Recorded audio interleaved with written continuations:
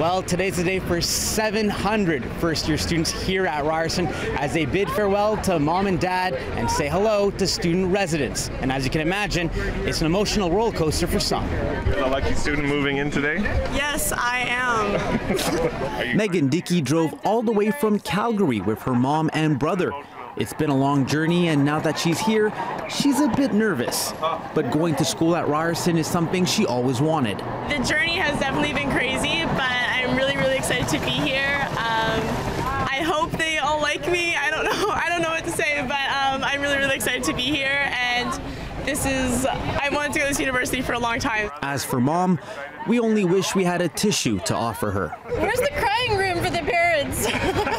For some, this process has become somewhat routine. It's my third son going to university, so it's not the first time. That was probably the hardest. For others, it's still sinking in.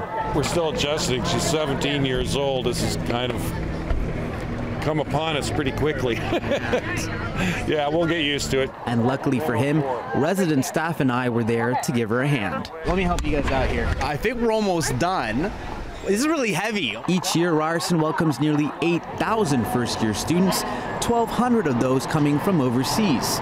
But no matter where they come from, most parents seem to let their children go for the same reason. He's happy, I'm happy. That's what it's all about. And while some students are looking forward to freedom and independence, mom and dad won't ever stop being mom and dad, no matter how old they get. Hey, Nick.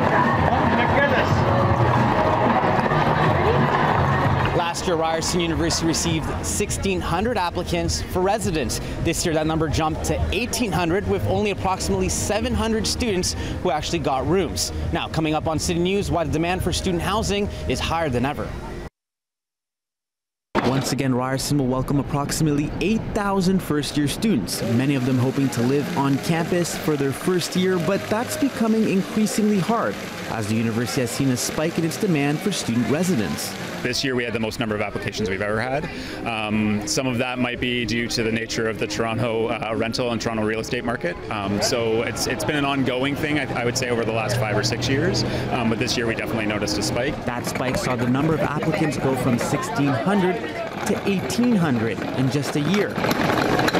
Right now, Ryerson has about 850 beds available. Today, 700 students will get to move into res. Didn't really want to find an apartment in Toronto. I'm from Ottawa, so having to come down here, it's 5 hours away. I couldn't really look around for apartments. I didn't know anybody coming here, so residence was pretty much my only option if I wanted an easy and quick place to find a way to live. And she's not the only one who's looking for a hassle-free adjustment. Ian Cruikshank tells us that many students opt for residence, not just for the experience, but to avoid bidding wars for rental units or having to commute long distances.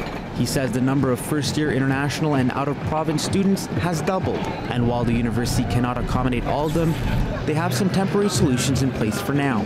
We run a commuter hostel program, for example, in residence that's specifically for students who need to stay after hours but don't have residency with us. Ryerson hopes to shift away from its long-standing reputation as a commuter school and meet the increasing demand for student housing with projects like the Jarvis Student Residence that's still under construction. By next fall, they hope to accommodate another 300 students. Natish Basono, City News.